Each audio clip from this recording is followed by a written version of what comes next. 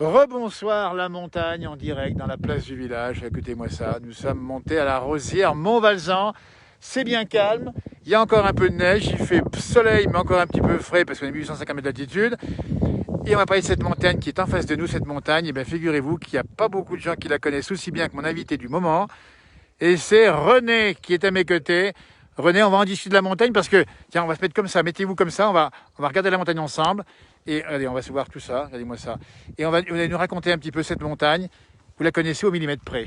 Ah, je connais toute cette montagne par cœur, par mon papa. C'est mon papa qui m'a appris toute cette montagne. Mais lui, il était là-haut très souvent. Il a été berger de moutons. Ah oui. Oui, il a été berger de moutons longtemps. Donc on montre pour les gens qui sont ici, on voit bien, ils nous regardent en direct, on voit la montagne, c'est par là-haut qu'il était berger. Un peu partout. Ah oui, d'accord. Oui. Et puis, il allait tous les dimanches se promener dans cette montagne, tous les dimanches. Il fallait pas lui parler d'aller ailleurs que se promener là dans cette montagne. Tous les dimanches, et il redescendait tous les dimanches avec une petite fleur de saison qu'il remettait à sa petite femme. Écoutez-nous ça. Regardez, c'est René qui nous parle de ça.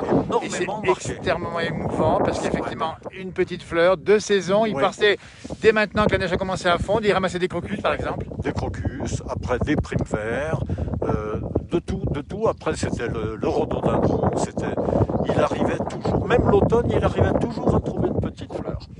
Et il arrivait tous les dimanches en bas. Si j'étais pas avec lui, eh ben il la prenait quand même. Et si j'étais pas avec lui, peu importe, il arrivait en bas et maman elle me disait tiens regarde ce que papa m'a encore apporté aujourd'hui.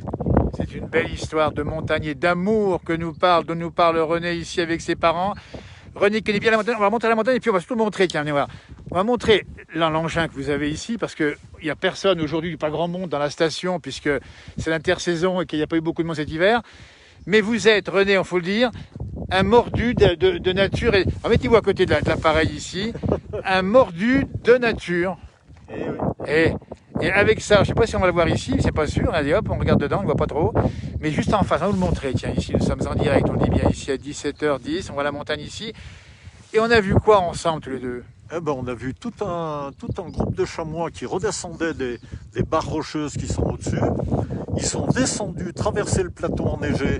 Il y en avait 33 exactement. À la file indienne, on les a bien vus à la jumelle, à la longue vue. Ils sont descendus dans les grandes pentes en bas pour chercher un peu d'herbe. Peut-être que l'herbe est en train de verdir un peu. Commence à pousser au printemps, donc ils préfèrent l'herbe un peu plus sèche, un peu plus verte, pardon, que l'herbe sèche qui se trouve bien dans sûr. les barres rocheuses. Alors on imagine leur souffrance dans l'hiver parce que ça mange quoi un chamois en plein hiver? Ben, ça mange. Ils viennent surtout ici en forêt. Ah oui. Ils viennent ici en forêt. Quand il y a beaucoup de neige, ils viennent ici en forêt. Et c'est des bourgeons, il y a encore des arcos qui sortent aussi. On les voit les arcos quand ça glisse, là-bas, effectivement. vers la route. Et ils arrivent à manger un peu des arcos, des bourgeons. Des fois, il y a des jours, ils ne doivent pas manger grand-chose. Et genre 33 chamois du 33 chamois, il faut avoir l'œil. Et vous avez un œil de lynx. Vous avez l'œil. Appelez ça comme vous voulez, mais oui, j'ai un bon œil. J'ai un bon œil et je me régale à trouver tous ces animaux, que ce soit là-bas du chamois, on a des étagnes ici. Et là, c'est les petits du... Non, c'est la femelle du bouquetin. La femelle du bouquetin, l'étagne. Qui s'appelle étagne. Ben voilà. Tout le monde parle du bouquetin avec les grandes cornes, alors que l'étagne, la femelle, a des cornes de 20, 25, maximum 30 cm. David nous demande comment ça s'appelle. Et on en a eu tout l'hiver ici dans ces pentes-là. Le village s'appelle la Rosière Montvalzan. On répond là, c'est les Euchères. Les Euchères où nous sommes. La Rosière Montvalzan, c'est la Tarentaise, c'est la Savoie. Et René nous parle des étagnes. Écoutez, on découvre tout ce petit monde-là parce que la montagne est vivante. Ah oui, la montagne est très vivante. Ce matin, je suis parti d'ici à 6h pour aller voir en direction du vallon là, du Montvalzan, juste là de l'autre côté de la bosse là, et les coqs, les tétralyres qui chantent. Les tétralyres sont sortis. Oh là là, on se régale, on les entend chanter. Mais bon, ce matin, j'étais tout seul à 6h30. Et il faut dire que... c'est parfait. Il faut expliquer à ceux qui nous regardent, ils sont nombreux en cette fin de journée. René, ici, nous sommes bien dans la montagne. Ça vient d'où cette passion de papa? Ça vient du papa. Et ça vient j'adore la nature. Moi, je ne pourrais pas rester une semaines sans marcher, sans aller me promener. L'été, je marche, je vais me promener tout seul. Tous les animaux. Depuis le confinement de l'année dernière, il y a 1 an, je me suis mis aux petits oiseaux. Moi, je les voyais tous pareils, ces petits oiseaux. J'ai une amie sur Val d'Isère qui appelle ça des... Elle dit, mon mari, il appelle ça des pogs, petits oiseaux gris. Mais si on les regarde bien, ils ont plein de couleurs. Et là, que sur la commune de Montvalzan, j'en reconnais maintenant déjà, sans fiche, sans rien, mais il faut avoir des jumelles, 36 espèces différentes. Dites donc, 36 espèces différentes d'oiseaux, les pogs, les petits oiseaux gris que connaît René. Mais ils ne sont pas gris, hein. Il y en a très peu des gris. Hein. Ils ont de la couleur en plus. C'est quand on ne les connaît pas, on les voit tous Absolument. gris. Mais après, on se régale. Et je me régale maintenant. Donc, c'est une passion supplémentaire. Après les gros animaux. Les gros animaux, les petits oiseaux. Regardez-moi oiseaux. ça. Puis on explique bien que cette montagne en face qui apparaît raide, vous connaissez tous les centimètres carrés. Tout. Je suis passé partout là en face. Toutes les barres rocheuses, là, j'ai tout fait. Même quand c'est bien raide. Même quand c'est bien raide. J'y vais plus maintenant par rapport à mon jeune âge. Mais quand j'étais jeune, j'allais là-dedans partout, je connais par cœur. Tous ces noms, je connais tous les noms, là c'est tous des noms en patois. Là en face, il y a peut-être 50 noms différents, je les connais tous par cœur. Donnez-nous quelques noms, tiens, de cet endroit, les Euchères, ici où nous sommes, on dit bien à la Ressière, Montvalzan. Ceux qui vont écouter, qui connaissent, vous avez Barma-Boser, Vion-Dessus, Vion-Zot, Cruy de la Port, Cruy de la Grane, Attendez, Cruy de la Feuille. on adore. Écoutez, voilà. René, vous êtes formidable parce que vous êtes le seul et unique à connaître tout ça. Hier, les étagnes, elles étaient au Vion de la Tsesette. Ce qui veut dire, parce que ça peut se traduire tout ça, ou bien on peut traduire René, le Vion de la Chaussette.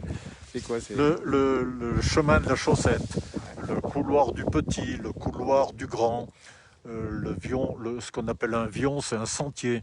Le sentier dessus, le sentier dessous. Il y a des façons. C'était des façons assez poétiques pour qualifier ces noms.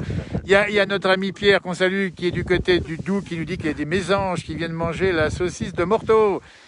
Oui. C'est quoi comme mésange aussi? C'est ça, Pierre. Dis donc, faut nous dire parce que lui, René, il les connaît les mésanges. Et puis je connais par cœur les mésanges. Il n'y en a pas qu'une. Il n'y en a pas qu'une. Et franchement, on reviendra vous voir, René Arpin-Pont, qui habite ici, qu'on a croisé par hasard. On est quasiment tous les deux en stage, il n'y a pas beaucoup de monde ici. Et on va saluer la mémoire de votre maman, et de votre papa, et de votre maman en particulier, votre maman qui connaissait bien et aimait la place du village. Ils sont là-bas. Il a repéré. Il a repéré. Ils sont là-bas. Alors, ce qu'on appelle le chemin de Philippe. Voilà, mais exactement. Montre-moi bien sur la caméra ici. Tu vois mets ton doigt derrière comme ça, par exemple ici. Voilà, comme ça, tu vois. Là. Il y a quoi ici? Là. Il y a un sentier je vois avec quelque chose. une petite, ce qu'on appelle, on va zoomer dessus, pas barre, mais un petit trou. On va zoomer dessus, tiens, là comme ça. Là, ça paraît plus évident, là. Là, non. Et on essaie de rechercher, c'est pas simple, hein, parce que voilà, il y a le doigt. Si on part là, ça fout un petit peu l'image, on est désolé, mais en direct, on dit bien. Ouais. Et là-bas, ce sont des chamois, c'est ça? Non, c'est quoi là? Dis-moi. On a mis les cendres de mon papa et de ma maman là-bas. Écoute, j'avais mal perçu ça. Alors, attendez, je suis très heureux. Je suis très ému parce qu'ils viennent nous montrer, René, les cendres des parents qui sont dispersés dans la montagne. Qui sont là-bas, sur un sentier, j'avais cru que le chemin de Philippe. D'accord. Écoute, j'ai souri sur le terme parce que moi c'était... Parce que mon papa ne pouvait pas être ailleurs. Et bien sûr, il est là et il est encore là aujourd'hui, la maman aussi d'ailleurs. Ah oui. Écoute, ça c'est formidable. Avec le papa. Ça c'est... Écoutez... Tout ça. Non, mais c'est fait partie des choses de la vie. Et ça montre aussi cette relation qu'ont les hommes du pays, les femmes du pays avec la montagne. Ça, c'est extrêmement émouvant. Un grand merci. J'ai déposé officiellement là-bas. Très bien. Écoutez, on leur fait un petit coucou. On est ici aujourd'hui en direct dans la place du village. Sur le Mont-Valzan. Le Mont-Valzan là-bas derrière. Et là, alors, faut nous dire, René, connaît bien l'endroit ici. Il y a encore un peu de neige à cette saison, c'est normal. C'est normal qu'il y ait encore un peu de neige à cette saison ici. C'est un endroit qui est très enneigé, la Rosière. Toujours très bien enneigé, la Rosière, notamment quand ça rentre nord-ouest. Et ça prend nord-ouest, ça ramasse. Hein. On n'a jamais eu de problème d'enneigement à la Rosière, que ce soit début de saison ou fin de saison. Je sais bien. à toute saison. Et cette année, malheureusement, il y a beaucoup de neige et pas beaucoup de ski. On salue les personnels des montagnes qui ont été malheureusement touchés par l'arrêt. Et on va vous remercier infiniment. Et on vous retournera parce qu'on a envie d'aller faire un petit tour cet été juste en face. Tiens, on va le montrer ici, de loin. Évidemment, quelque part, on ne dit pas où c'est dans la montagne. Tu vois, c'est là. Regarde, c'est par là. C'est ici. C'est ici. Hein. On ira par là. On ira par là et on ira. C'est juste là, tiens, au bout du doigt. Parfait, là, c'est là qu'il se passe quelque chose. Oh, on va pas du tout le dire. C'est un secret là. C'est un secret entre nous. Un grand merci de nous avoir suivis dans ce direct de fin de journée.